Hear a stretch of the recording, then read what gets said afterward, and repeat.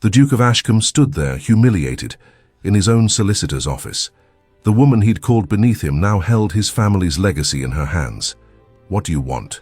he asked, his voice barely above a whisper. "Money? A public apology? Name it." Isabella walked slowly around the desk, letting the silence stretch just long enough to make him uncomfortable. "I don't want your apology, Your Grace. Apologies are cheap. I want something far more valuable." He braced himself, expecting her to demand a fortune, or his title, or his complete ruin in society. Instead, she said something that caught him completely off guard. "I want you to work for me." The Duke actually laughed, a bitter, disbelieving sound. "You want a duke as your servant." "Not my servant," Isabella corrected calmly. "My estate manager. You know how to run Ashcombe Manor better than anyone alive. I simply intend to be the one who owns it. If you're enjoying this story, the full 5-book series is waiting for you in the comments."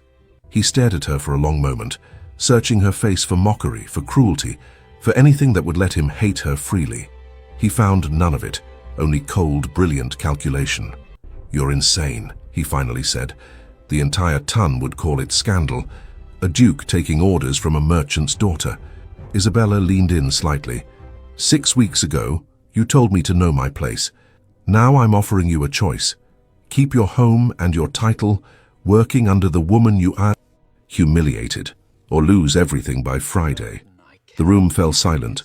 The Duke looked down at the document with his own signature on it, the one that now meant nothing without her approval. He picked up the quill with a trembling hand. Not from fear, from something he refused to admit yet. Respect. "One condition," he said quietly, almost too quiet to hear. "You call me by my name, not Your Grace. Not anymore. Not from you." Isabella allowed herself the smallest smile as she watched him sign. For the first time since that ballroom, the Duke of Ashcombe finally understood exactly whose place he was standing in.